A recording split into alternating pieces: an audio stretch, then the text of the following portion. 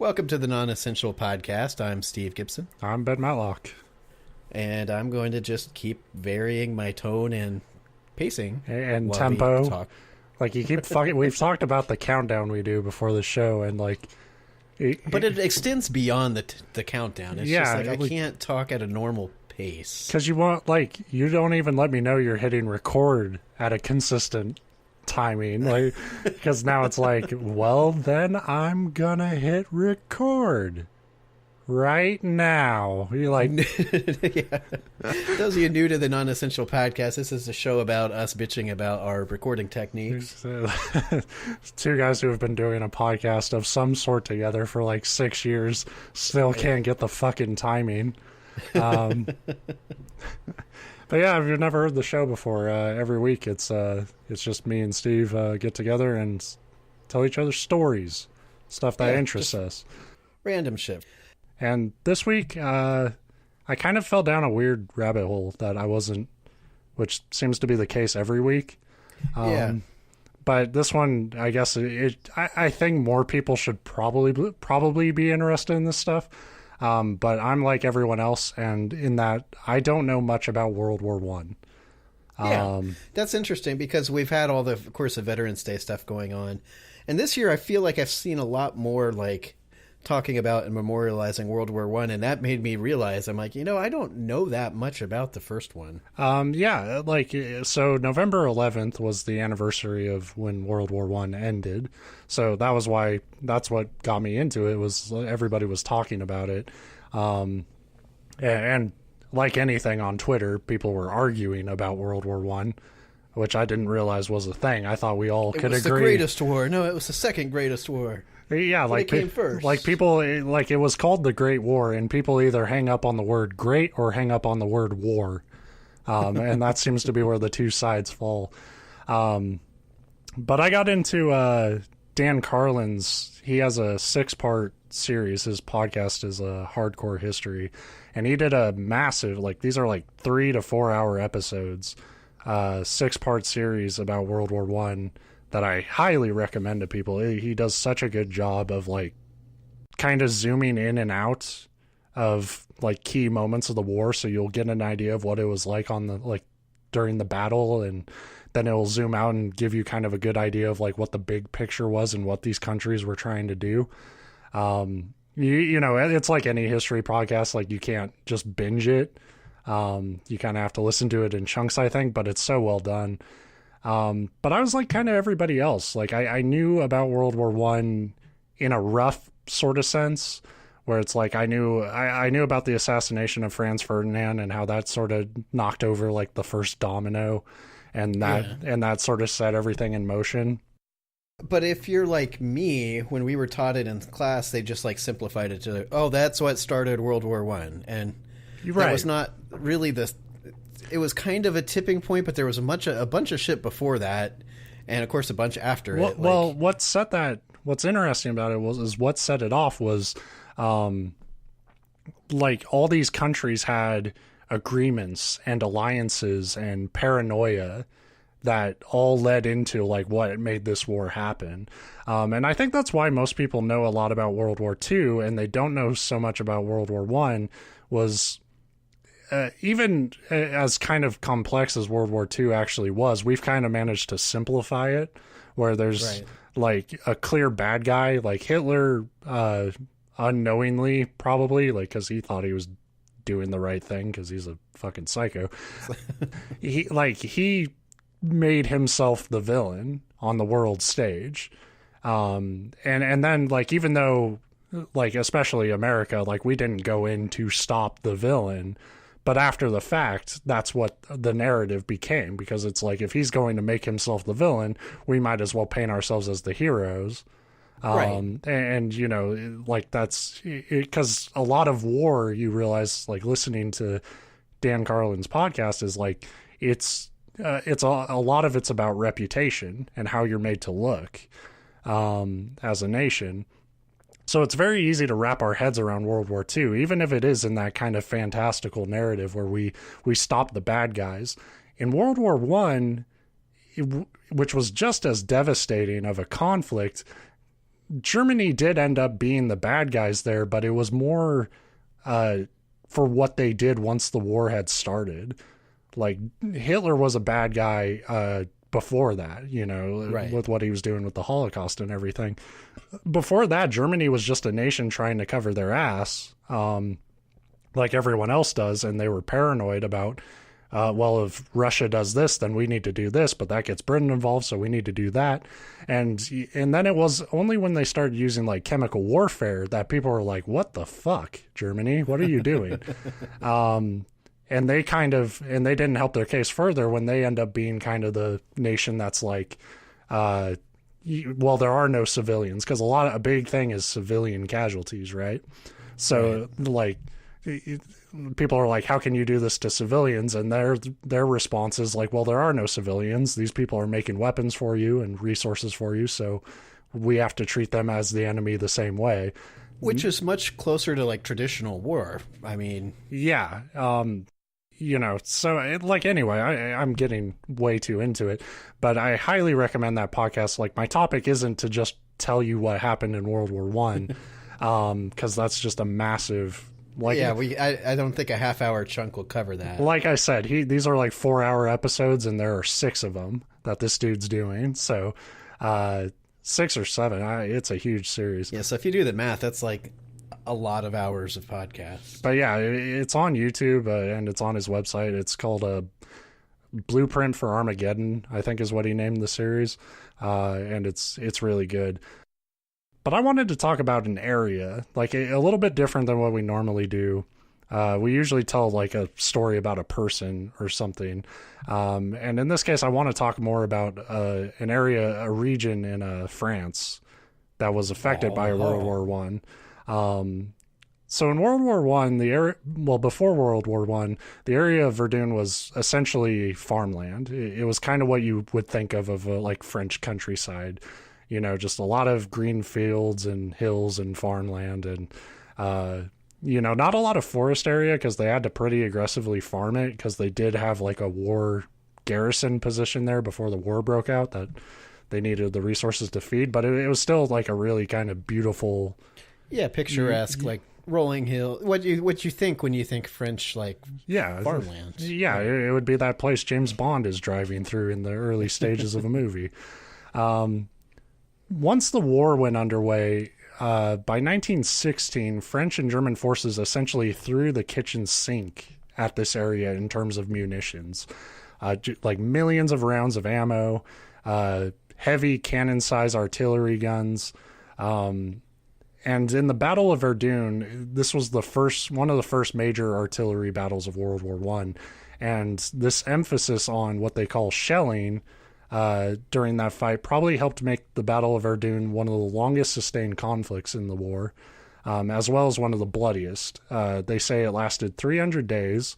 For a war that lasted like 4 years, we're talking about the better part of a year was just this one fight. Yeah, that's like a quarter of the entire war, one specific battlefield, yeah. And it cost more than 300,000 French and German lives.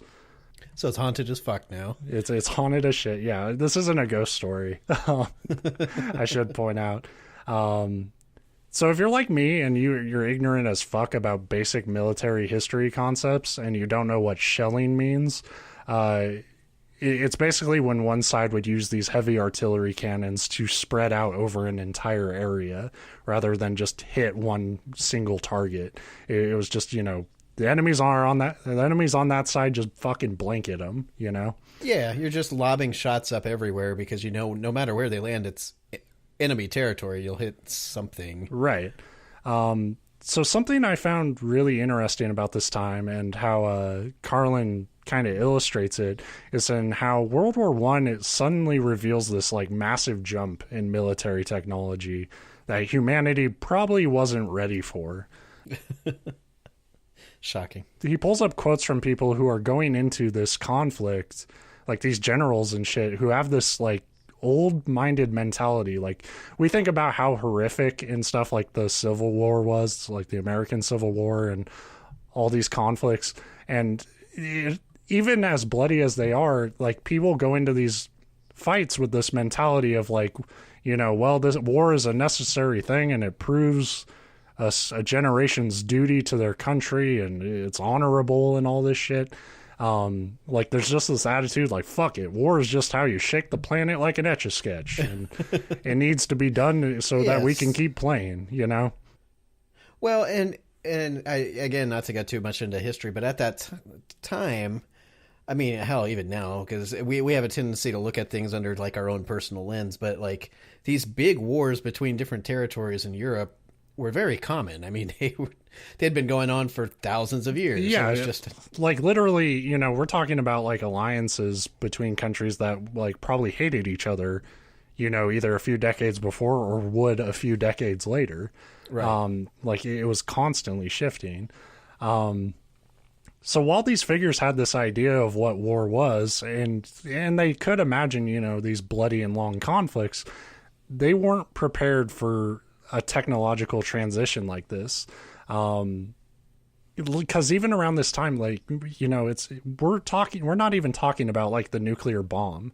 We're talking about people who built these artillery cannons, and they're looking at these weapons and even like vocally worrying like, this is going to really fuck some shit up. Like we're going to actually like really devastate places. Like we're not going to just win a battle. There won't be shit left if we build all these. So the land of Verdun during this battle was physically being altered by all the shelling that was happening. At the start of the battle, they had like the typical military trenches, but after months of shelling, the ground was churned up. Like trees were smashed, and soldiers were actually finding better cover in holes that the shells left behind than any sort of like man-made trench. Right. All the villages in this area were basically wiped out. And the region has never been the same. In 1918, the French government decided that instead of removing all the shells and ammunition left in this area, they just forced everybody to relocate who had lived there. And they created what is the Zone Rouge. Which is red zone, right. The Zone Rouge is a 42,000 acre territory that currently has no human residents and has been largely restricted from access for nearly a century. Although vegetation recovered quickly in these areas, trees, grass, bushes, and briars all sprung up immediately almost. The Zone Rouge still carries all the scars of battle, including unexploded shells littered across the woods and ground that's just like cratering from constant shelling. So they have the whole like area lined off, and it's actually a pretty sizable strip of land that they've been monitoring and restricting. At the very top of it, there's like a chunk of blue zone that has no notable damage. The bulk of the area is kind of this green zone that has some minor damage, but people are allowed in there. And then more toward the middle, you get the yellow zone, that is kind of the major body of the area. And that's obviously a little more significant damage. And then just through the middle of this yellow zone, there's just the red. And that is just an area that's completely devastated. So, of course, you put up these fences and say, don't fucking go in there, and that doesn't work for people. Like, people go... No, I mean, that just attracts people. Yeah. For decades, the forest was used by forest keepers and hunters up until 2004, when German researchers went into there and found extremely dangerous levels of arsenic in the soil, along with lead, mercury, chlorine, various gases, acids, and of course human and animal remains. Beyond just the soil, they found toxic levels of arsenic in the water, which is up to 300 times greater than the tolerated human amount. And again, we'll point out we're talking almost 100 years. Yeah. After the. Oh yeah, there's when I tell you like the estimate to clean this area up, you'll fucking lose your shit. They also found dangerously high lead levels in the animals, particularly in the livers of wild boars in this area. So again, even knowing that like people would still try to take advantage of this area, it took them until like 2012 to like make it like officially illegal. Like, don't fucking go in there. But people would keep trying.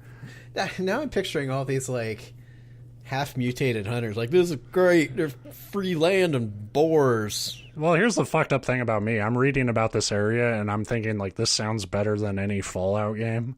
Because I'm just like, wow, could you imagine going into, like, a setting like this, where there's, like, no one there, but you could just walk over a goddamn bombshell at any point and kill yourself? So, the French government's trying to figure out what to do with this area. And they formed an agency dedicated to clearing the munitions. It's the French version is the Department du Déminage, which is the demining department. It's due to this effort of this agency and the people who assist them that the Zone Rouge has managed to shrink in size at all. When that happens, the other less affected zones get transitioned back into civilian and agricultural use. Unfortunately, they often call a place clear way too fucking early. Sweet. Up through the mid-1970s, any cleanup was very haphazard and sloppy. They would just destroy chemical bombs without considering contamination to the environment. There's also just a ton of lead debris from shrapnel that's just in the soil now. Along with mercury and zinc, and they say that will stay in the soil for 10,000 years. Cool. So in 10,001 years, you get some free land. Yeah. Just you stake your claim now. In these yellow and blue zones where farmers have been brought back in, they still hit unexploded shells every year on their tractors. So that's like it's like, Billy Bob, it's your turn to plow the field this year. It's like, fuck. Yeah, it's got to be the worst thing ever, because you're just like, oh, great. I'm glad we brought tractors in, into basically a fucking minefield. Right. Surprisingly, there haven't been any deaths from these instances that we know of, but the farmers are certainly shaken. After all, they've got a first-hand taste of World War I artillery fire. If they do find shells and don't accidentally set them off, there are road signs all around the place that indicate dumping grounds for these unexploded shells. And they have to bring them to the fucking spot. I hate taking, like, old monitors to, like, Best Buy to drop them off. I can't imagine back. If you find a bomb, just put it in this bomb pile. Yeah, could you imagine rolling that fucking shit over? Like, it's like, no fucking way. You bring someone here to take this. They call this process the iron harvest, and they estimate almost 900 tons of unexploded munitions are recovered by farmers plowing their fields and finding them this way. It's also worth noting that crops from these areas may or may not be monitored by French and European governments. which is good. That's what you want from, like, a fucking arsenic zone.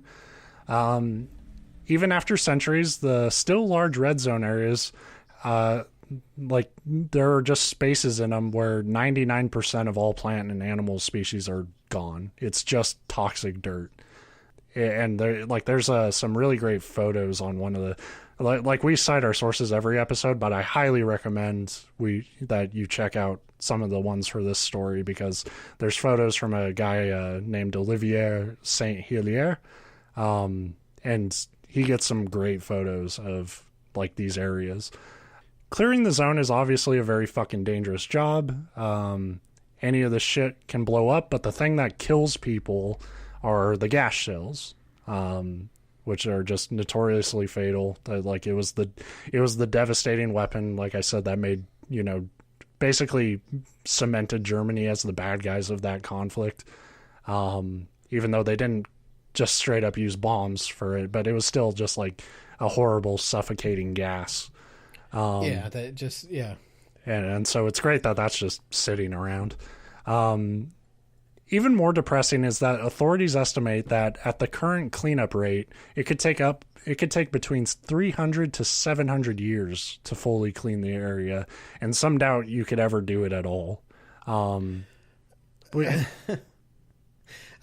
now am picturing, like, just being at work and your boss being like, "So, Steve, you got an end in sight for that project? You're like, well, we got 300 to 700 years left. I could be done next week, or I could be done when my great-great-great-great-grandchild's born. Yeah, when you consider the battle itself took around 300 days, and now it'll take 300 years to get that area mostly back to normal. And 10,000 years for some of that. For the shit in the soil, yeah. Right. Like, that's fucking crazy. And when you're dealing with a timeline like that, like, whether you can clean it all or not ends up becoming a pretty moot point. Like, right. Well, like, at that point, it's like, if we're talking 300 years, it's like, okay, you can't really clean it, can you? Local towns and villages in the less dangerous zones have tried to make up for the fact that they probably will never get their land back by taking advantage of the military history here. Like, there's a cafe / restaurant where they reconstruct. Where there's hardly any arsenic in the food. Yeah, I don't know if I would want to eat there, but where they did reconstruct a classic World War I trench in the back garden for tourists. And in areas where they couldn't rebuild the villages, they call them ghost villages, that the locals describe as, like, they almost see them like soldiers. They say that these villages died for France, and they treat them with the same sort of reverence. So they build up, like, these memorials and discovery trails along where those places used to be. There's also naturally a very plentiful collection of old war remains to be found in private museums. So really, like, life in the area never got back to normal and probably never will. So they kind of had to just sort of embrace that tourism appeal to keep the area moving forward in some way, which is really fucked up, but it does make the area rather amazing at the same time. Like, when you, like, really think about the Zone Rouge, like the area where the least amount of human interaction is going to happen, it's this geographical area that humanity basically cut itself off from entirely. Like, there's vegetation and stuff, but it's very frozen in time as far as human influence. Which is what makes it even more interesting and amazing. Is, like, there's plenty of places in the world that have little or no human, like, interaction, but because they're isolated or whatever, this is right in the middle of France. Well, not, I think it's along the border, but yeah, I mean, this is an otherwise inhabited and perfectly, habitable place. Yeah, it was totally fine for human life until this battle. And what really captured my imagination about it, why I wanted to talk about it today, was, like, I'm always interested in seeing, like, these glimpses at what an environment will do after a huge catastrophic toll has been taken on it. It's something I wondered about with, like, Chernobyl. Like, how does the world develop following, like, human disaster events? Right. And it's never as simple as, like, oh, the world recovers and bounces back. Like, life may continue, but we totally shift its course down a different path that's, like, completely unpredictable to us. Which is really goddamn terrifying, especially in the case of Chernobyl, where there's, like, areas where it's like there's just puppies roaming around, but you can't touch them because they're full of radiation. Right. But it's also kind of exciting and interesting to me. It makes these areas completely unpredictable. And if you're like me and you spend way too much time wondering about, like, how modern civilization could end, like, these small windows into, like, the Zone Rouge are some of the best examples we have to go on for what the world could look like. So, like I said, check out some of these sources that I put up for this episode, because those photographs, the articles are really interesting. Like, there's just these photos of unexploded shells that are, like, taller than the people finding them. Buckets of grenades and bullets, and, like, just shots of the landscape where you just feel appropriately uncomfortable. That's what it was interesting, the contrast, and you got to it with how they've had to deal with it by basically turning this whole tragedy and whatever into, like, a touristy, like, memorial thing. But the first image I came across because as you were first talking about it, I went to Google and just typed in Verdun, France, and it showed, I think it's probably that trench you were talking about. Like, it looked like it was a small photo, and I wasn't going to sit and like click it and ignore you like a terrible co-host. But you could see like old barbed wire, and they had the concrete, and you could see the like tourists standing on it. But the landscape in front of it, it was all like green and gorgeous and picturesque. But it was like, it almost looked like that egg crate insulation like you would have for a sound booth, or like those memory foam beds, because it's literally so cratered that like it's hard to describe, but it's really interesting to see. And that was just one picture. Yeah, like when you see photos of this area, like it really makes you wonder, like, would I notice if I didn't know what happened here and how dangerous it is? Or is there something inherently tainted about this region because of what happened here? Like, because you see these photos and it's like, man, you can tell there's something like there's a weird. It's not natural. Yeah, there's a weird like death that hovers over everything here. And then when you talk about unexploded shells, I don't know. Again, I'm way more familiar with World War II, but one of the things that I had learned, about World War II that I didn't know, and I imagine it was much the same. I don't know what the like percentages or ratios were, but you hear about these areas that came under heavy shelling like this, and you hear unexploded ordnances, and you think, well, yeah, 1 or 2 shells maybe. But it was something like only 1 out of every 10 shells fired actually exploded on impact. I mean, there's a shitload of just... But as these things age, the chemicals inside them become more and more unstable. Like, that's what blows my mind about you saying, oh, well, the farmers just go dump these bombs off themselves.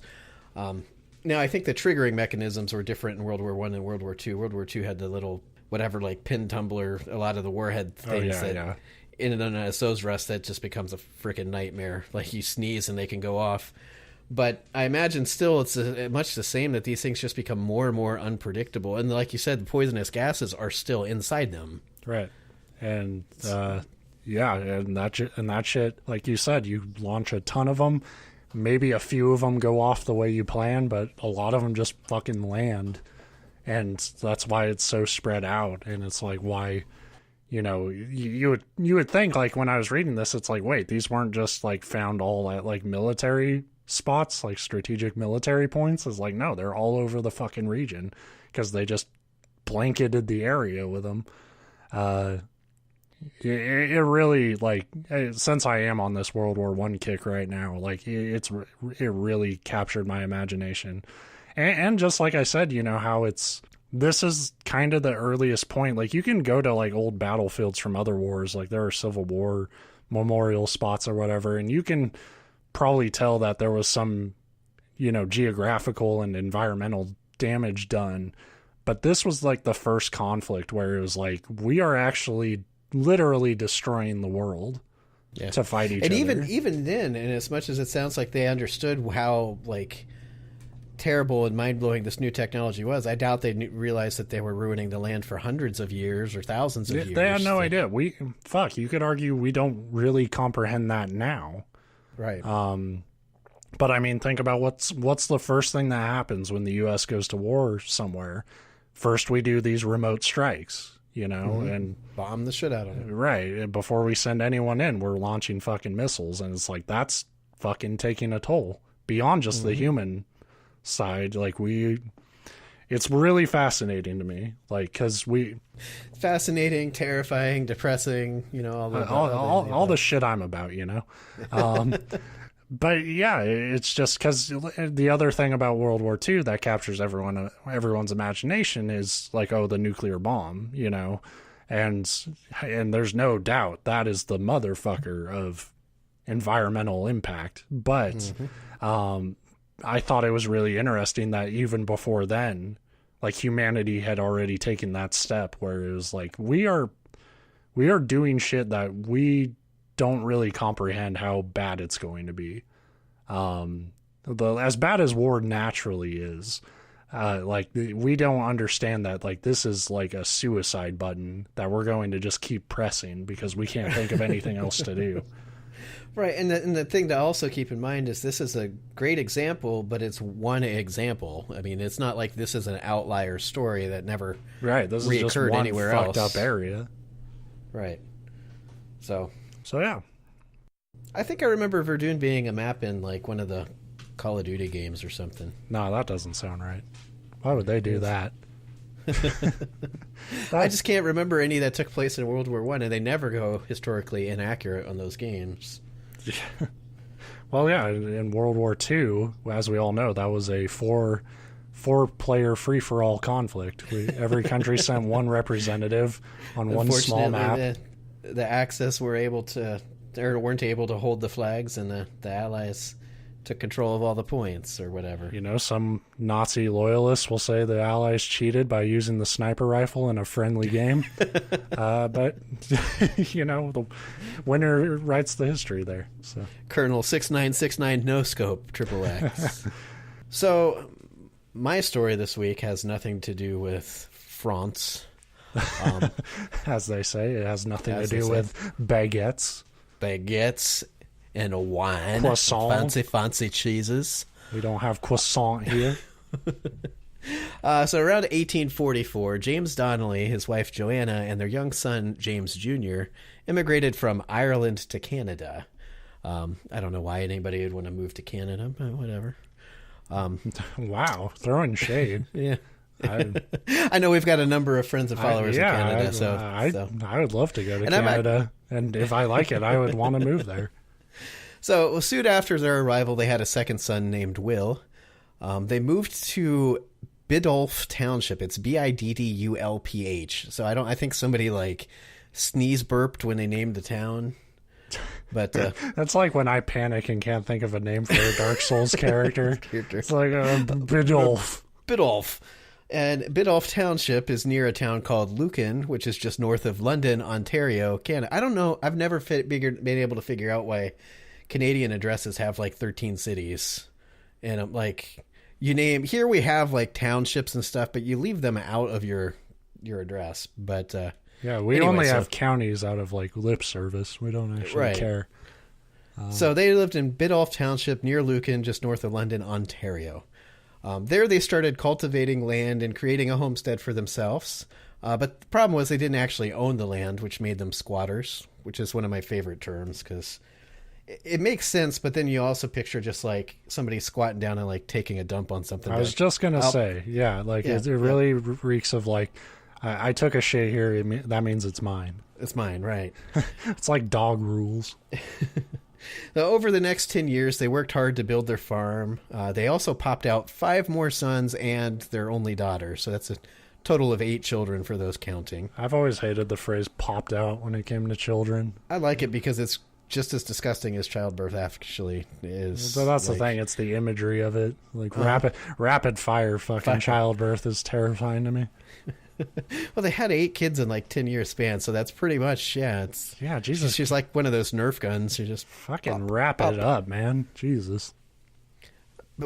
They were Irish, so damn, dude, we're gonna get in trouble today. It's the Catholic part of that. Anyway, so over the next 10 years, they worked hard and built this farm and had these kids.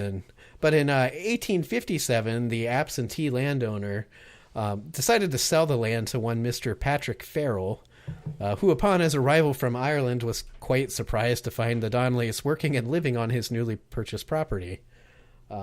I kind of imagine that's like finding people sitting in your seats at a stadium, like if you're going to a sporting event or something or a concert. Right, just like that. You got these tickets you paid for and you're all excited. You get there and you're like, I think somebody's in my seats. Like, you go to one of the neighbors, you're like, yeah, can you tell me where 132 Ridgeline Lane is? And they're like, yeah, it's right there. But the neighbors also kind of give you that, they have that look on their face like they know that somebody's in your seat, but you're still trying to like, so you go to the property and you're like, excuse me, I think you're in my seat. And that's what he did. He confronts Mr. Donnelly, and as you'll find out, that'll be the wrong thing to do, because as soon as he confronts Mr. Donnelly about this, says, hey, I think this is my land that you're on, James Donnelly beats the ever-living shit out of him as his family cheered him on. So, that's the rational reaction to this. I shit here. I ain't going nowhere. Them's the rules. So Mr. Farrell decided to take a different approach and instead took him to court, probably assuming that it would be a pretty open and shut case. However, the judge decided that although Mr. Farrell legally owned the land, it was the Donnellys that had put 10 years worth of work into it, turning it into a, suitable farm, homestead. And so the judge ordered that the Donnellys would actually get to keep a portion of the property, and then the rest would go to Patrick Farrell, which may seem like a fair decision, or at least a decision. There's actually, laws here in America about like squatters' rights and stuff, and certainly some of that will, if you actually look into it, it'll kind of surprise you what people could get away with just by taking your shit. As long as if they get away with it long enough legally, it's a weird law, but it is there. It's like, they've used it for 5 years, it's theirs now. And you're like, fuck. Yeah. So that's basically. And to be fair, in the grand scale, it's like, you weren't using it for 10 years. So that's the thing. It was a judge's decision, and it makes sense because on the one hand, he acknowledges, hey, you legally bought this property from the legal owner, but on the other, he says, but these people did all this work and have been doing this work for 10 years. And so he split it up. And that seems pretty fair. And he kicked your ass, dude. Yes. So you're not getting shit. But of course, neither James Donnelly or Patrick, I think I said his name was Patrick. Yeah, Farrell, were happy with that. They both thought that they should get 100% of the land. Mr. Farrell would show his displeasure by bitching about it and probably saying not very nice things about James Donnelly, around town and stuff. James Donnelly would show his displeasure in a slightly different manner. By beating him with a chair. That would be better. He would repeatedly slaughter Farrell's livestock, kill his horses, and set fire to his barns and home. So, he little bit of a temper on this guy. Good neighbor, yeah. Mm-hmm. Patrick Farrell also claimed that on one occasion James Donnelly even took a shot at him, but fortunately missed. However, James Donnelly was never convicted of any of these acts, presumably because nobody wanted to deal with him. He sounds like the kind of guy you don't want to say, hey, you can't do that to. So later that year at a barn raising bee, things really got out of hand. I guess as they often do at such events. The men had been drinking all day long, which considerably increases my respect for the phrase barn raising bee. Yeah, right? I mean, but anyway, of course, with the alcohol, tempers flared between the two men. A fight broke out, but it ended quickly when James Donnelly drove a handspike through Patrick's head. So... Yeah, that's the thing. If a neighbor starts fucking with you like that, you really gotta, nip it in the bud before you start drinking all day. Yeah. And that's what, chair to the back of the head's for. At this time, it's WWE rules, man. You take him out. He unfortunately let it go on a little too long, and it didn't end so well for Patrick. Well, he was also being a gossipy fuck about it. Why are you telling people around town for? Deal with your problem. This guy took my land. Well, you'd assume that the people around town would actually be on the Donnelly side anyway, because they're the ones that have been there 10 years. It turns out the town didn't really like the Donnellys for obvious reasons. Because they're psychopaths. Right. But animal slaughter and arson are one thing. Those are just harmless hijinks. But murder was just one step too far. And so now the police went looking for James Donnelly, and he fled into the woods. Apparently, he evaded arrest for almost a year by living in the woods, though the neighbors would report seeing a woman in a shawl often working the fields. Fuck that. Don't even go after that guy. If he can just run in the woods and survive on his own, then that is a motherfucker. Presumably, he had a lot of help from his family that were not hiding in the woods. But they all assumed that this woman that they saw working the fields was actually him in disguise, which is hilarious to me. That's a Pink Panther movie. It's just Jacques Clouseau in the fucking fields as a woman. The police randomly show up. We're looking for James. No James here. I'm Mrs. I am Margaret.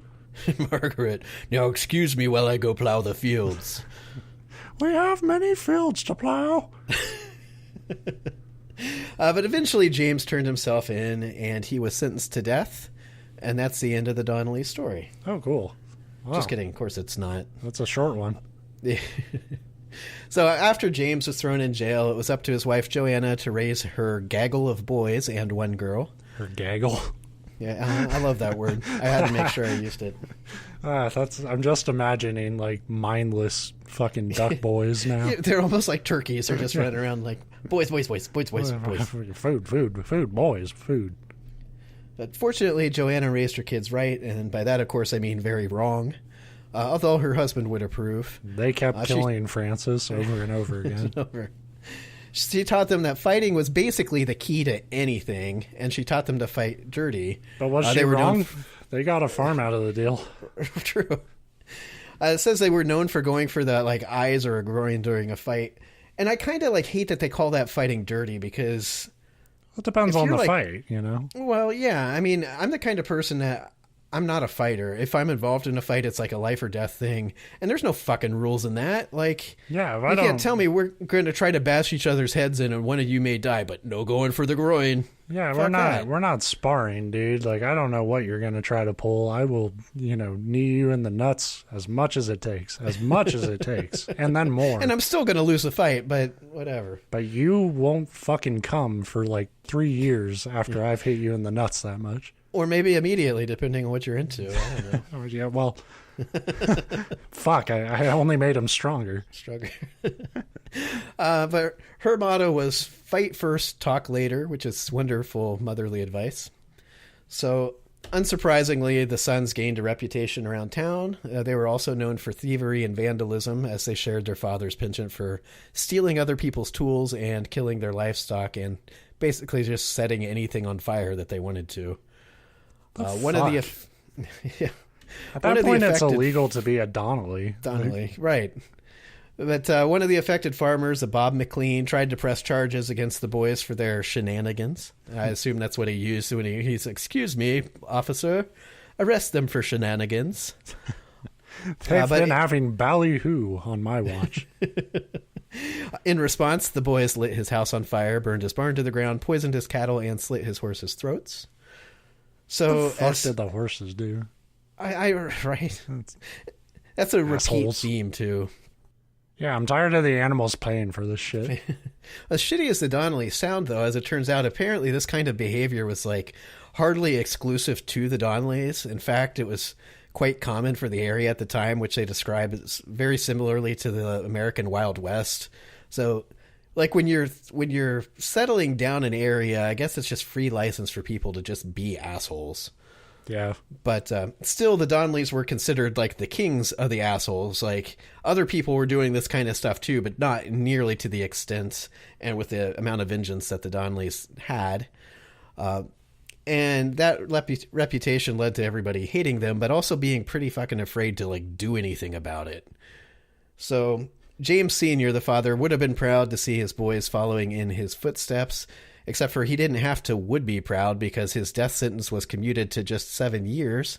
What? Because that's apparently the next logical step down from death sentence. That's fucking pure ass murder. And he ran like for a year. How the come on, Canada? What the fuck? It seems to be a theme that keeps coming up, so we know your stance on death sentence, and I get it, and I don't necessarily disagree, although our opinions are a little different. But how do you go from, like, you deserve death or 7 years? I don't know. Doing this show and telling more of these stories, like, I'm becoming pro fucking guillotine. So after 7 years, James returns home to basically find his own, like, outlaw gang waiting for him, meaning things can only get better from here. One of the first things that James Sr. did upon his release from jail was allegedly ride over to a neighboring farm and set the barn on fire. God, fucking because stop. The farmer had been one of the men who had testified against him during his murder trial, which I find hilarious because he fucking murdered somebody in the middle of a giant party with the whole town there. Like... Yeah, I just want him lit on fire himself, like the end of a fucking Friday the 13th movie. How dare you snitch on me? Nobody would have known I did it if I did done it or whatever. I can't. I did done it. How dare you tell him I did done it when I done did it? In 1869, William, the second oldest son, was charged with larceny, but later acquitted.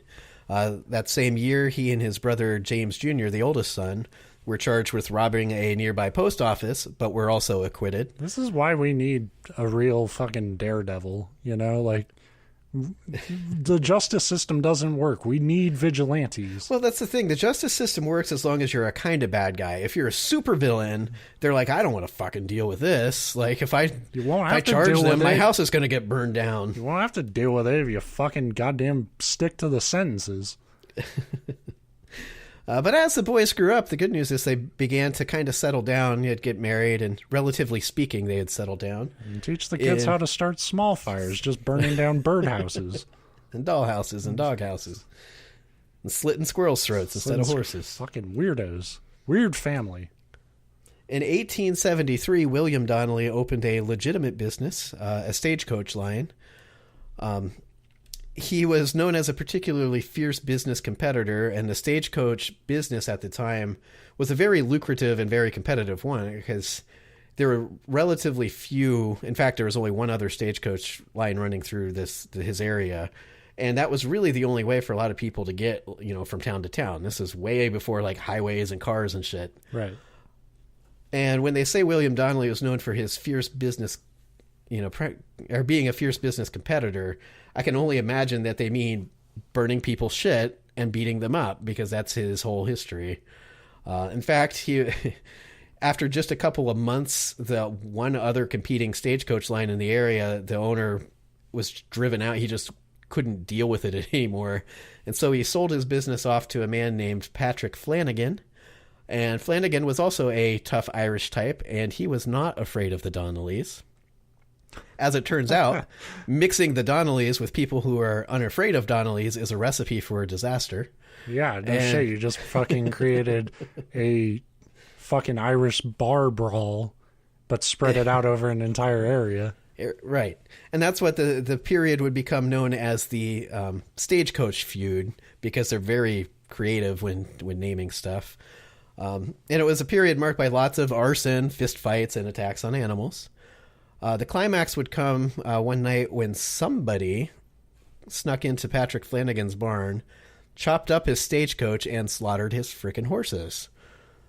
So when Patrick woke up in the morning and found his cart in ruins and his animals murdered, he was having none of that, so he rounded up a lynch mob and marched on the Donnellys' property. But as they approached, the Donnelly clan came rushing out of a barn, wielding clubs, and even though they were outnumbered like 3-1, the Donnellys beat the living shit out of everybody. Good God. Right. Fucking what? So it's safe to assume... That is like every bad martial arts movie fight scene where it's like Bruce Lee surrounded by 20 people, but they attack one at a time. But Bruce Lee is some like toothless farmer that's just like... Right. It's like Bruce Lee at least will do some cool shit. Like these guys they'll get hit once and then like beat them back with a club. So it's safe to assume that violence and harassment continued over the years until the night of February 4th, 1880. And that's when a group hilariously known as the Biddulph Peace Society decided to solve the Donnelly problem once and for all. The only way they know how. Violence. The story that I was using the source I was using for most of my story had this pretty concise, and then I went to Wikipedia, and they have an amazing account of these following events, so I'm going to try to mix the two, although I only took notes from one. So apparently the Biddulph Peace Society, like I said, they come together and they say, we have to do something about these Donnellys, and they concocted a half-assed plan that involved going in and handcuffing all the Donnelly men and marching them out, and it said something about hanging them by the necks until they confess to everything and promise basically not to do it anymore. It's like, well, if you're hanging somebody by the neck, A, they're probably not going to do much talking, and B, they're going to die. But that was their plan. But they didn't really go into details of it. What they did do is they all met at like 1 a.m, and their first step was to get fucking plastered. Because all right, yeah. Step one, drinks it's up. a good plan if you know you need to drink in order to actually carry out the plan. And that was literally why they drank. They said they needed it to calm their nerves and boost their like confidence, basically. So but I mean, like, and I feel that a drink will settle me down. Sure, but that should also tell you that your plan's probably it shouldn't be a part of the plan. Is the whole point. Like, Step one before doing this show, get fucking liquored up. And like, no, that's not part of the plan. But if it happens, it happens. Right. So they all get drunk and they go marching off to the Donnelly home. They surround the home, and much of what happened next comes from an eyewitness account of one Johnny O'Connor, who was a farmhand that just happened to be staying at the Donnelly house that night. How the fuck do you stay over there? Like, how do you spend the night with those people? Yeah, we'll get into it a little bit towards the end, but yeah, that was kind of my first thought. Sorry if we wake you. We're cutting horses. So the head of this peace society was one James Carroll, who was the town constable, the constabulary or whatever. I love that word, but I can't say it.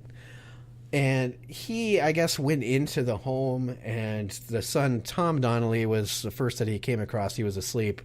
And so he, like, handcuffed him in his sleep, which, of course, woke him up, and then started to wake everybody else up. Yeah. But, like I said, the plan initially was to just handcuff these guys and march them out, and then whatever. So when Tom wakes up in handcuffs and sees the constable there, he, of course, starts yelling. He's like, "What are you arresting me for?"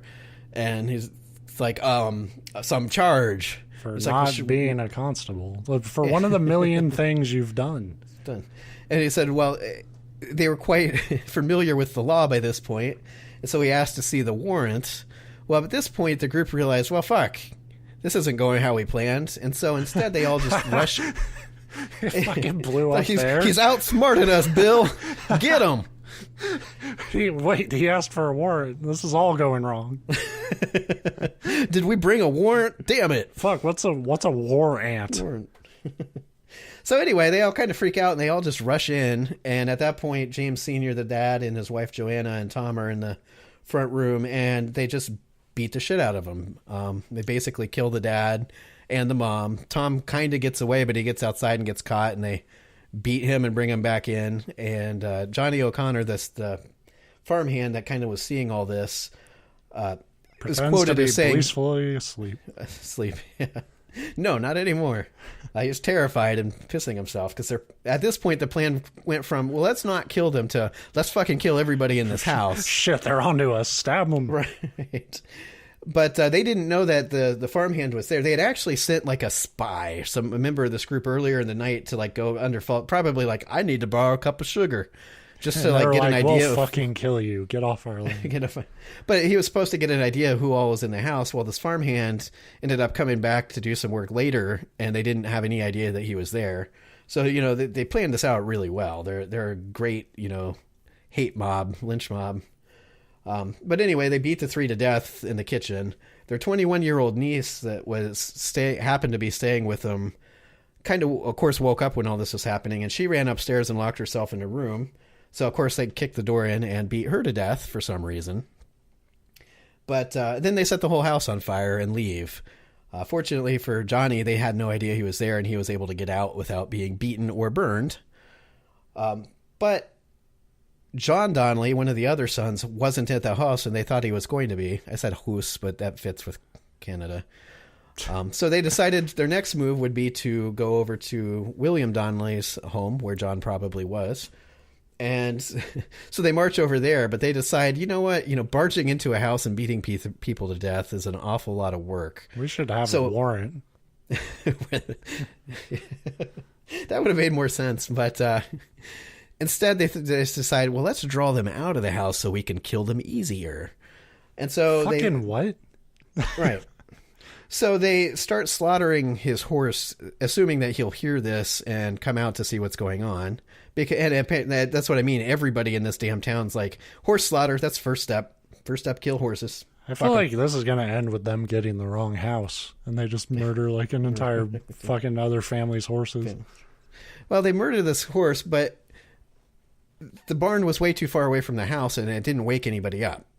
So instead, they decide to surround the house, and they start yelling for William to come out. One account says they started yelling, fire, fire, because, of course, his parents' house was on fire. But anyway, whichever way it works out, instead of William coming to the door, John comes to the door and opens it and is immediately shot.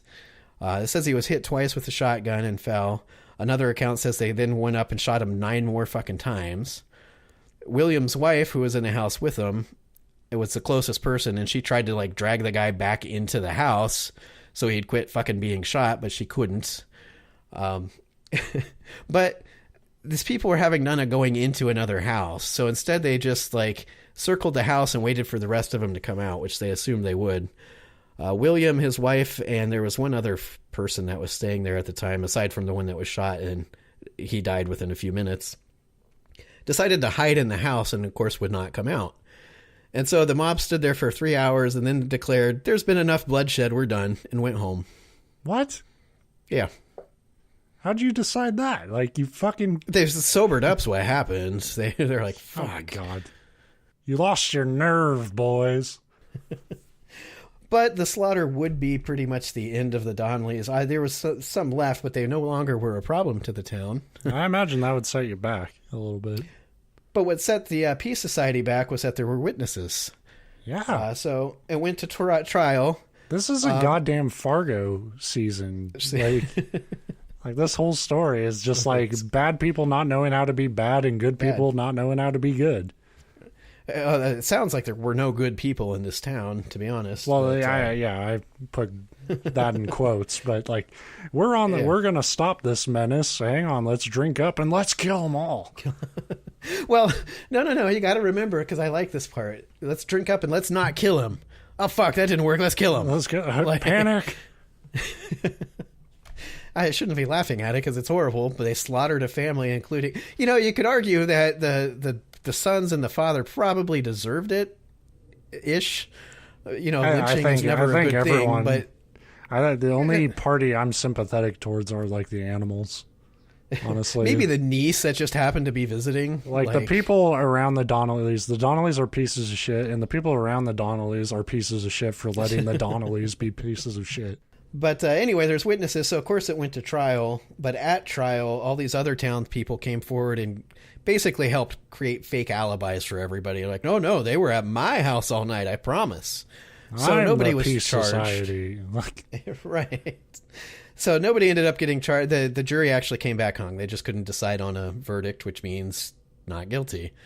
It means they totally did it, but, Right. We don't want to. Carroll, the head of the Peace Society and the constable, would face a second trial, and this one, like, in London, Ontario, the big city trial. But it, too, was a farce. The justice steered the case to make sure that he wouldn't be found guilty, and he was set free a second time. The Donnellys' reputation in Biddulph would continue to be that of a scourge on the town, but they saw it as they finally defeated them. And it would actually go down as one of the more well-known stories in Canadian folklore. If you look it up, the story is usually referred to as the Black Donnellys, which of course has nothing to do with skin color, but surprisingly has a lot to do with Ireland, before moving over. I was looking into that. Apparently, in Ireland, there were these 3 groups. One was the White Boys, which is always a great name. One was the Orange Boys, and I forget what they even were. And then there were the Blackfeet. And Blackfeet were basically the Irish Catholics that refused to fight against the English and the Protestants. If you're familiar at all with like Ireland and their history, it's been terrible. There's been this huge war between the Protestants and the whatever, I forget what they call the PLA, maybe People's Liberation Army now, but it's gone through so many iterations. But anyway, the Blackfeet were the people that just didn't want to fight. And of course, to the White Boys, the Blackfeet were seen as even worse than the bad guys they were fighting, because they were the cowards that wouldn't join in and protect the homeland. So as it turns out, the Donnellys, that's likely why they were called the Black Donnellys, is they were part of this Blackfeet, which is weird to me because they seem to have no fucking problem fighting everything in their path. They're just like, we want to do it for Canada. But as it turns out, behind the scenes in this town in Canada, which was a almost completely Irish like settlement, there was a lot of these kind of politics going on behind the scenes. So really they had the deck stacked against them from the beginning.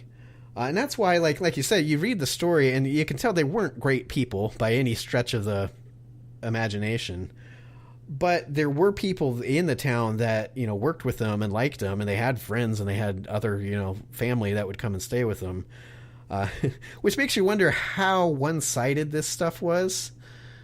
But then again, the guy did drive a handspike through some guy's skull, and they were setting people's shit on fire and killing animals. So I was going to say, like, you know, it couldn't have been that stacked against them. They got off from, like, real blatant fucking murder. Yeah. Well, and that's what... It just sounds, like I said, to me, the getting off of all the charges sounds like the judge going, fuck, if I charge this guy with this thing that I know he did, the rest of his family will come, like, murder my sheep. So let's just pretend it didn't happen. But it was a really interesting story about some really crappy people. Yeah, that's nuts. And I was hoping to, like, use it as an opportunity to use some really bad Irish Canadian accents, but I vetoed that at the last second. You just didn't have the heart. No. I just can't do it. One day you'll do a voice and it will corrupt your audio file. and it'll corrupt everybody's audio it'll file. Corrupt every episode we've ever done, and for some reason Audacity will never work again and the show will be over. So now French voices, I'm not afraid to do those because that's easy. French is a beautiful language, and you just talk in the back of your throat a little bit and say like cheese and wine a lot and oui. Yeah, and offend people because we're not classy enough to have a French audience anyway. So, so that's what I got this week. Awesome. Yeah. Uplifting story about assholes being assholes to other assholes. Every week we cheer you up here on the Non-Essential Pod. We got a fucking region of assholes being assholes to some assholes, and then we got a region that has no assholes at all because war were declared. Well, I had asshole. Well, I don't know. To go back on that, World War I's more tricky, like you said. Like, soldiers are soldiers following orders, and it's... Well, there's a really fucked up thing that on Dan Carlin's podcast he talks about where it's like, if you don't fight, they'll kill you. Right. But everyone was really eager to fight. But if you were that one person who are like, this is fucking madness, we should not be doing this. It's like, well, we'll kill you if you don't, because you need to do this for your country. So it's like, it's hard to be like, where it was mostly assholes, but I'm sure there were people who were just like, fuck, like, I don't want to run into that shit. And then you could even say, well, yeah, I could see that, but you can't excuse using these horrible, like, nerve gases on people. It's like, well, no, but you also got to remember that people you're using them on are shooting at you and killing your friends and family. Sometimes. So yeah, so there's hate building up there. They had a quote from someone, not for the chemicals, but just one shell blowing up, and how it's like you launch it, if it hits its target, like 70 people in the area are instantly dead, not just wounded, they're done. And so, and that's where, the whole civilian casualty thing is like, it's stretched beyond just who's firing back at you. It's like, we see all of you as a part of this. Sure. 'Cause you're making food for the enemy. You are the enemy. And like, the point is, once you stir that hate up in people, and that applies to both our stories this week, it's easy for them to do horrible things. And that's why it's so scary right now to not to dive into politics as we're signing off, but anybody that's stirring up hate in people, that's a powerful weapon, and it's scary. Yeah. And to do that, you have to either not care or you have no fucking knowledge of like the history of like human misery from doing such a thing. Like you have no concept of like what war actually is, and because you can talk to soldiers and stuff and they'll tell you about like what it was like for them and their experiences, but you have to like have a grasp of the long scale history of like what the long-term effects are on humanity, and like with my story, not just humanity but the environment.